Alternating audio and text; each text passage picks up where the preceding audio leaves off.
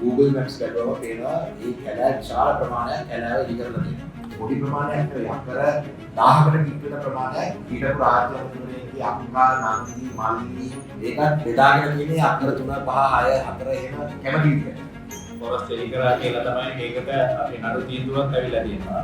ඒරාවුල් පැත්තේ චෙක්කලඩි ප්‍රාදේශීය ලේකම් කාර්යාලයේ රුට්ටුමානෝඩ කියන ප්‍රදේශයේ 2020 ඉඳන් 24 වගේ කාලය තුළ Google Maps බැලුවම පේනවා මේ කැලෑ විශාල ප්‍රමාණයක් කැලෑව ඉදි කරලා තියෙනවා. මේ පිළිබඳව 2022 23 ප්‍රාදේශීය සංවර්ධන කමිටුව ඇස්වික් වල මේ පිළිබඳව කතා කරලා මේ රුට්ටුමානෝඩ ප්‍රදේශයේ ඉතා පැහැදිලිව ඔප්පු නැතුව පර්මිට් නැතුව මොකුත් නැතුව කැලෑ ඩෝසර් දාලා ඉදි කරලා ඊට පස්සේ ඒකට දේශපාලන අධිකාරියේ බලපෑම් කරන PLR හදාගෙන ඒ PLR නම්බර් තියාගෙන ඊට පස්සේ පර්මිට් වලට ඇප්ලයි කරනවා කියන එතකොට ඒකෙදි මම හිතන්නේ නීතිමය ක්‍රියාමාර්ග ගන්නවා කියලා කිව්වොත් මේක සම්බන්ධව ඔබතුමාගේ අවධානය යොමු කරනවා ඔබතුමාගේ පැත්තේ මොකක්ද කරන්න පුළුවන් ප්‍රාදේශීය ලක්ෂණ නීතිමය ක්‍රියාමාර්ග අත්හැරලා කිව්වා කොහොමද නඩුවක් අවුරුදු 5-10ක් ඇයි මෙතන වඩා කරගෙන ඒ පස්සේ රේකමකින් ඒ පොඩි ප්‍රමාණයක් නෙවෙයි අක්කර 1000කට කිට් වෙන ප්‍රමාණයක් ඊටපු රාජ්‍ය අධිපතිතුමනි අක්කා නන්දි මල්ලි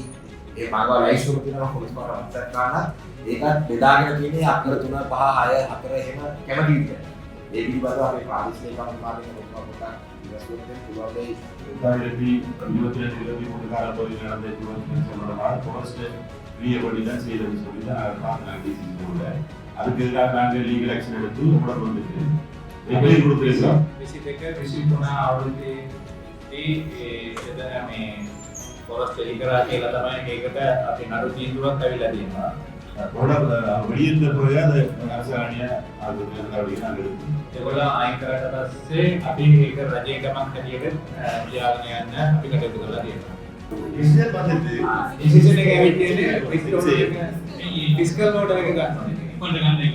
කොට අරගෙන එකට යම්කිසි උදලක් ඕන නම් ඒවත් කරන්න, ඩෝසර් කරන්න, ලේබර් වලට අදාළ ෆිස්කල් විශ්වවිද්‍යාලය සම්බන්ධ කරගන්න ඕන මේ කාපුවට අවුරුද්දක් මට මේ එස්ටිමේට් එකක් වන්න මම මේ දෙන්න. ඉතින් 3 months එක පුළුවන් නේද? right